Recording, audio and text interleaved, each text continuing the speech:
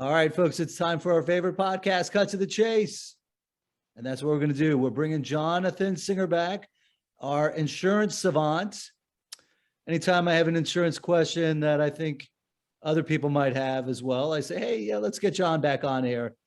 Clear it all up. All right. If I get the information, why not you guys? So how you doing today, John? I am doing absolutely lovely on this spectacular 932-degree day. I see. I see. Now, on top of the outstanding information you're going to provide us, I do have to say that east of the Mississippi, I can't see having two better looking guys in their 50s than us. I only report facts, and that's a fact. Okay. But now we're going I to would move on. concur with you, counselor. All right. Thank you. Thank you. Yes, you have to at this point. All right. So the topic du jour is it's summertime.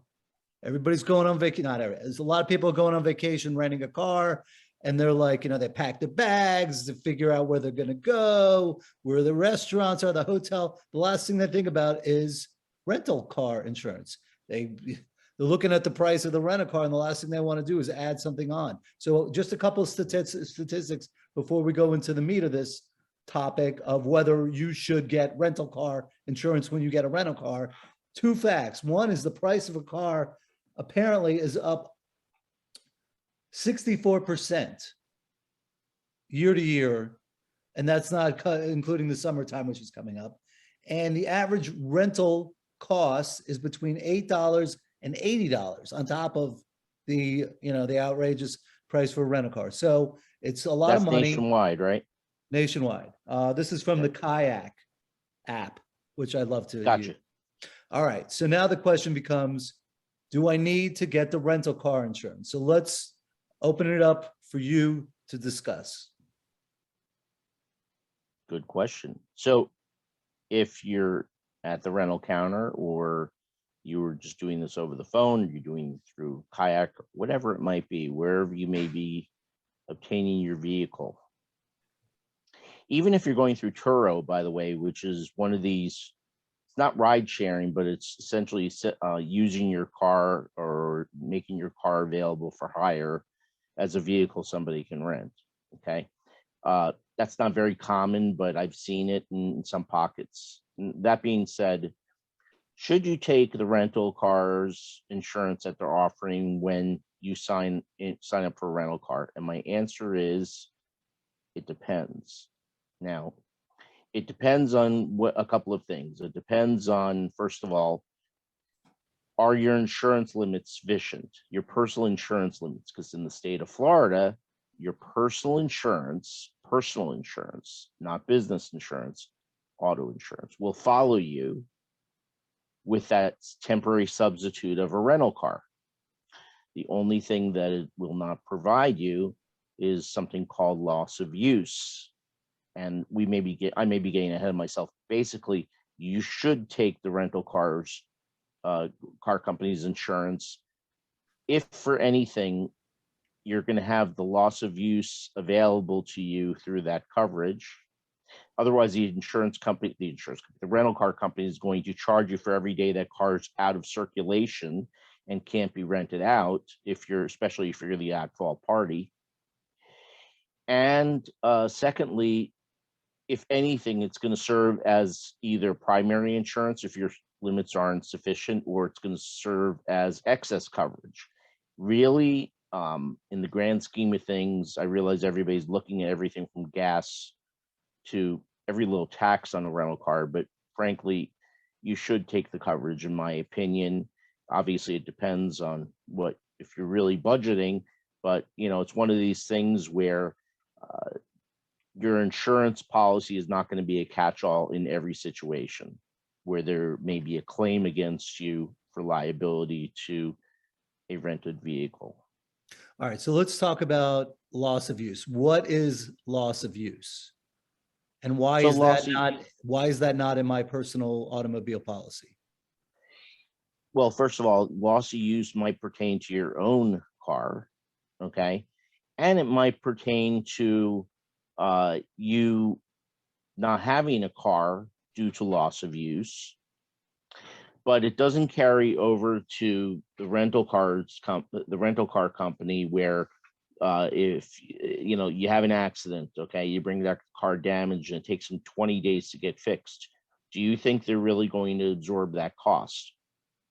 No. And the answer, right. So they're going to charge the consumer, and the consumer is going to either pay, whether it's their credit card on file, or it could be a claim against them. And loss of use is one of those things that a lot of people are not aware of. It may seem very trivial. You think that, hey, I'm never going to have an accident. I'm really safe in these rental cars, yada yada. But the truth is that it's one of these necessary evils. As much as you may hate it and detest it and feel like it's being shoved down your throat, it would be a hell of a lot worse if you get a huge bill for not even just loss of use, but anything else that your insurance policy is not going to pick up All right. in the event of a So, claim. all right. So just hypothetical scenario, you rent a car, you get into an accident, it is or it isn't your fault, and it takes the Hertz 20 days to repair the car. So that car is not in use for 20 days. They were getting on average $100 a day for that vehicle. So 20 days times 100, they're going to send you a bill. That would be your the loss of use Yeah, claim you could against be. you. That's right. You could be exposed to $2,000 or whatever the heck they're going to, come out of pocket for not having that car in circulation. So, yeah, it's a real gap when people do not have the rental cars coverage. That's why they offer it, by the way, even though it may seem like it's not real coverage. It is real coverage. There's a whole reason why they sell this coverage, and it's one of these things. Anyway, short answer to your short question without me being long-winded. Yeah. So hopefully that answers your Okay, and question. I think, and by the way, one of our big fans is actually present here. Her name is Stephanie Jaffe, and she's given me an additional question.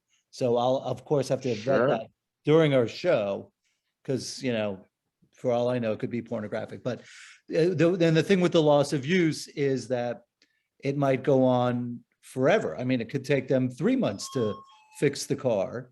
And, Oh yeah. and then, Yeah. what are you going to do at that point? You really mess up. Considering our supply chain issues and the fact that it's taking forever just to get recalls of vehicles addressed, there is, obviously some disruption with the supply chain and car parts, especially with the lockdowns in China and other parts of the world where we get our secondhand, aftermarket auto parts for the most part. And Yeah. so it can really become a real problem. And what are you going to do? If you're 3 months into a loss of use claim, it's not good for you. You're hurting. All right. So actually, I did read the question. I vetted the question, and actually, it looks like an outstanding question. Ms. Jaffe, outstanding question. And her question is, can you when you go to the the rental car place, and you say, hey, can you just take loss of use and not the rest of the coverage? It depends on, if they're selling a tiered approach kind of coverage, or if they're selling you just, hey, it's one price, you take the coverage and that's it. It just depends. The primary objective, though, is to get that loss of use provision contemplated in whatever coverage you're taking, so that you have coverage. And sometimes it could just vary because of a deductible you may take in case you do have a loss of use or any kind of claim for that matter. And remember, even if you're taking that coverage, you have your own auto insurance and you have the best limits on the earth, on the face of the earth. That coverage will still serve as excess coverage in the event of a claim. Of course, if you do have loss of use, that's a different story, and that policy would respond. So, yeah. Okay. So, by the way, just full and fair disclosure here, the first blog that I wrote as an attorney many years ago was on this particular topic. So I actually researched, and I have a couple of little, nuanced questions here. to I'll further try to answer it in a nuanced way. No, I'm just to kidding. further to the discussion. But okay, so now let's talk about, all right, so you have your own auto policy. Hey, why do I need to get the rental car's auto policy if I've already have it and you're telling me it follows me? Um, and, all right, so you've convinced me I need to get, I should take the rental car's auto policy. Do I have to take their policy or can I actually, is there like another insurance company, let's say Alliance, that actually sells this kind of stuff? So it just depends. I think generally speaking, if your auto insurance carrier does not extend any type of provision that would provide for loss of use, or let's just say that you're considering upping your limits because you're going on a cross country trip, okay? Um, and that would give you obviously more coverage and a little more peace of mind, hopefully. But totally forgot my train of thought. Uh, Loss of use. Oh, you're talking about, can you buy this off the shelf or do you have to buy it through the rental car agency? Yes. And the answer is 9 times out of 10, you're buying it from the rental car agency. It's not a coverage that I sell per se. It's we do sell auto insurance, but as far as that specific piece where it's excluded on your personal policy, but it could be picked up on a rental car agency's policy. Um, that's the division, I guess. There, at least as far as I'm concerned. There could be other agents out there or other agencies that are able to sell products that are ancillary or supplementary to your primary auto insurance, so that you're covered all the way around. Can you call up your primary auto insurance and ask them, hey, say, hey, listen, I'm going to go on a cross-country trip, renting a car, whatever. Can you provide, loss of use or maybe even up my policy limits to properly protect me?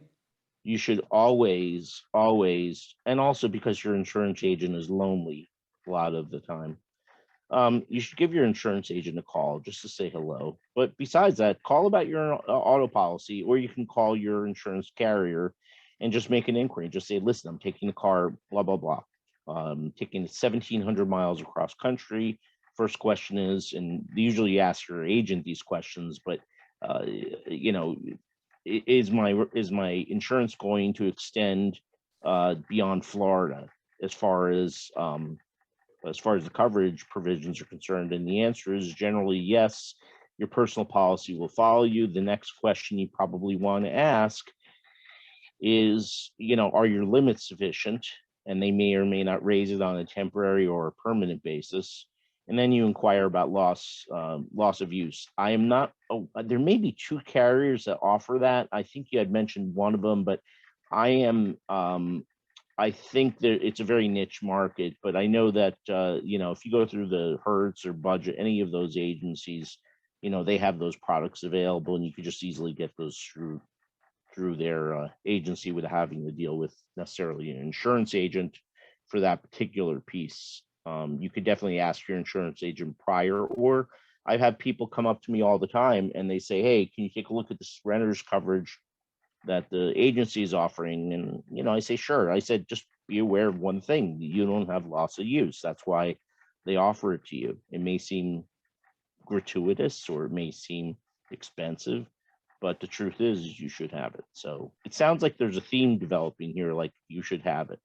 Okay, all right, and I'm going to be the guy that pushes back on that. All right, so I Sure. think I did actually research, and I think Alliance does offer rental car insurance. I don't know if they limit it, if they just have a loss of use category, but I would imagine that if you're going to be driving 1,700 miles and you're concerned about you're getting in accidents left and right, maybe you should give them a call. All right, so now let's just say you, John Singer, have not convinced me because, hey, I'm paying all this money for my auto insurance. I don't get into accidents or whatever. I want to give you the scenario and you tell me if this is, so I'm not going to take the rent-a-car insurance. I've got an old car and I'm driving a rental car that's really like some high-end, Right. fancy schmancy car. Is that going to come into the equation in terms of all the possible negative scenarios. If you're driving a car that doesn't have a ton of value to it, but obviously you're more concerned about the liability piece. And if you, I guess the question is, just because I'm under, or I may be either underinsuring the value of my vehicle, or I really don't need to insure my vehicle for what I think it might be worth today, but I am going to get an expensive rental, or something beyond my budget, just because it would be fun and it's a vacation. Your auto insurance is still going to apply as on a primary basis. Where it may fall short, though, is with the limits that you're carrying. Does that make sense? Yes. All right. So Yeah. as a result, I'm sorry, I was just going to Yeah. No. say one Go more ahead. thing. You're the guest. Oh, thank you very much. So as a result, you're carrying those limits, but I mentioned something at the beginning of the program, that this type of coverage, whether it's you have your primary insurance, but then you also pick up the rental car company's insurance, one is going to serve as primary coverage, the other one's going to serve as excess in the event of a claim. And what the chronology of the claim is going to be and how it actually goes down is another thing, all depending on, obviously your insurance carrier, and making sure that you're reporting the accident. I mean, a lot of the times, by the way, you'll have these claims where somebody takes a car out to Disney World or whatever, and they come out from the park and their car was banged up by another vehicle who just took off. And so they have this damage that they were completely unaware of. What are they supposed to do now? Yeah. So that could be a claim that, but we could talk about that in another conversation. I'm getting a little off track here, but I just want to mention, though, that obviously there are a lot of scenarios where you could have a claim, and I think the best way to do that, Greg, in your case, is if you're super safe, but you just are not convinced to take the coverage, just understand that you could be exposed to a big claim if, God forbid, something happens to that vehicle. So if you're at Disney World, or you go to Six Flags in Georgia, whatever, that damage could follow you. Okay. So a lot of people are, worried about their premium going up if they get into an accident. If you do take the rental car insurance and you get into an accident, will your premium go up? I mean, I know you were talking about primary and secondary. So if you get the auto rental insurance, that would be primary. So any claim would go through them first before going through your policy. Regardless of who's at fault, Greg, correct me if I'm wrong, but we're in a no-fault state, right? Yeah, this is Florida. Yes, we're talking Florida. Yes. Okay. So I guess as it pertains, here's the thing. If your policy is going to serve as primary or excess, it's really doesn't matter, because on the application and every time you renew your policy, you're essentially attesting to the question that do you have any at fault accidents or not at fault accidents, and you're supposed to disclose that. If it does come up in underwriting later on, then you're going to have to explain it. Whether or not you're going to be penalized is another thing. I have not seen where, if you've had somebody fender bender you at Disney World, where your claim, where your rates go up. The biggest place where I've seen rates go up, and just in the last 2 years, as a side note, we've had about 15 to 20% rate hikes across the board in the state of Florida for every insurance carrier. And that is just a general rate increase. The insurance companies are seeing more demand and more people are driving. And obviously there's more exposure out there for them to be dealing with claims. All right. So now let's move on to I get all these advertisements I see left and right about credit cards and how, the credit card covers auto insurance. rental car insurance issues similar to what we're talking about? How does the credit card come into play on all this? It all depends. I mean, I can tell you with American Express as one example, and they're just a random example. They would they always offer, well, they traditionally, if you rent a car, especially through like American Express, they'll offer their I forgot what they call it, but car insurance, for lack of a better term. They call it packages something else.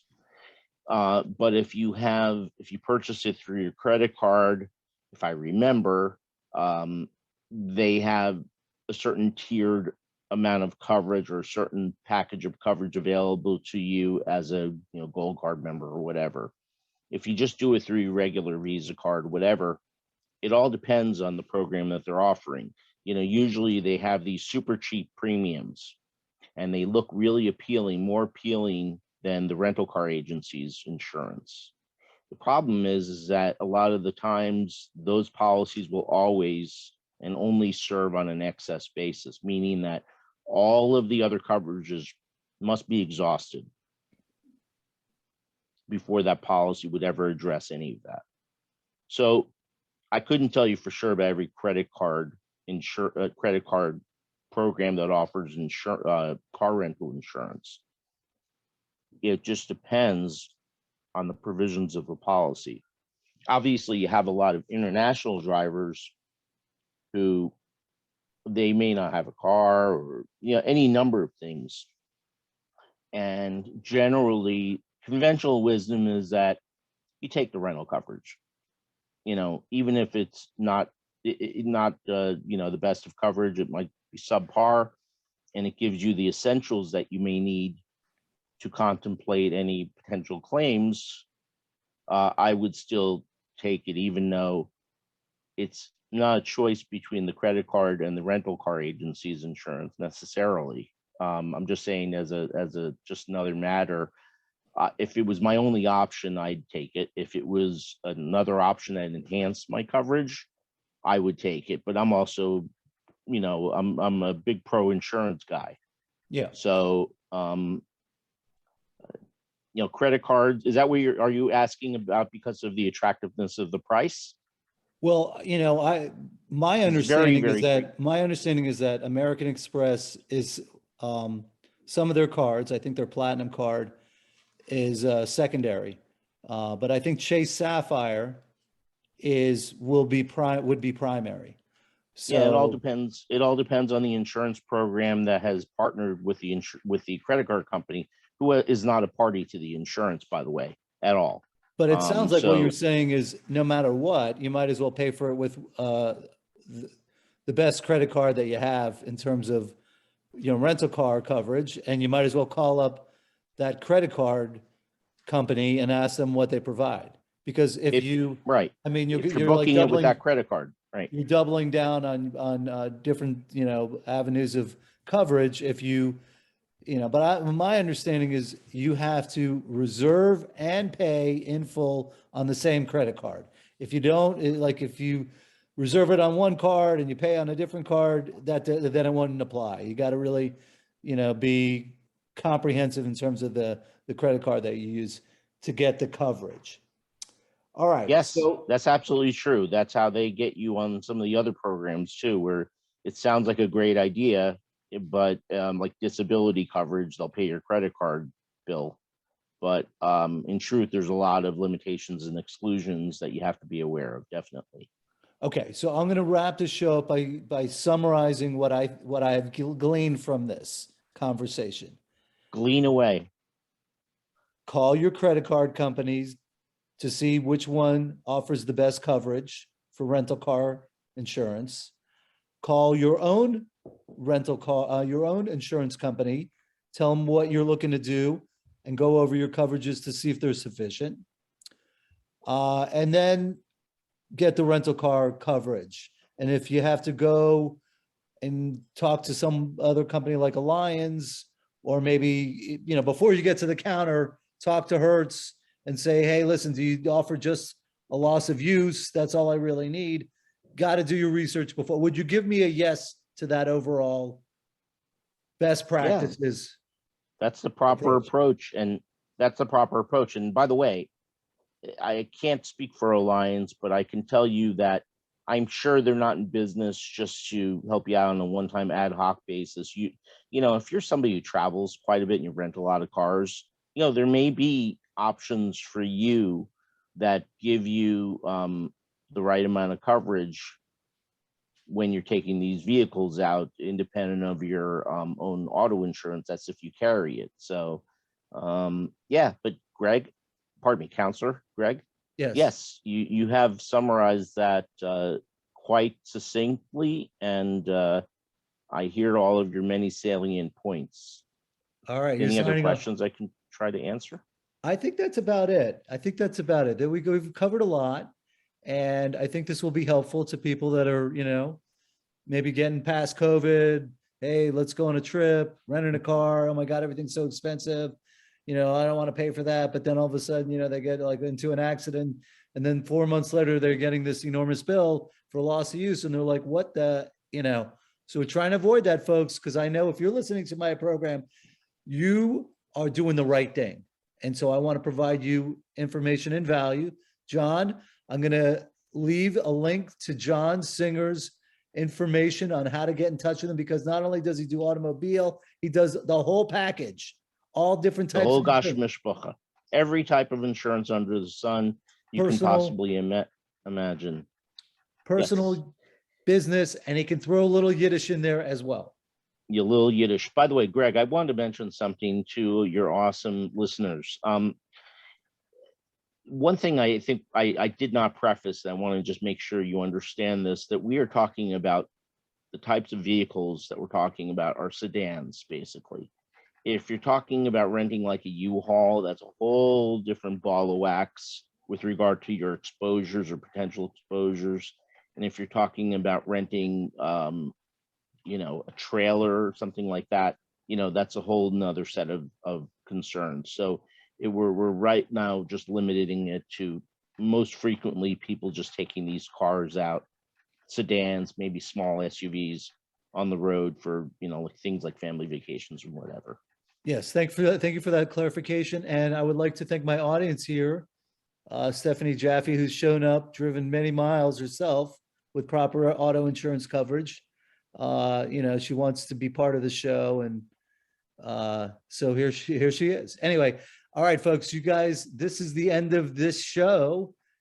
Subscribe, rate, review, call John Singer. Listen, you know what? It doesn't take a couple, like he said, your insurance agent is lonely. He might be lonely, and you call him up, say, hey, this is who I am. This is what I do. Or my son does this, that, or the other thing. Sometimes your child starts a business and they want to shortchange, every bill that they get it and get out. Maybe you need to be the one to, hey, John, would you call my son and talk shop or whatever? So you get coverage, complete comprehensive coverage. That's what we want. Okay. Because mistakes happen, accidents happen.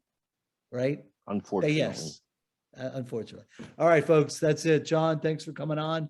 And I'm sure I'm going to think of another insurance question later. So we'll have to you come can back. email me. All right. Okay, folks, take care. Okay, take care. Bye-bye.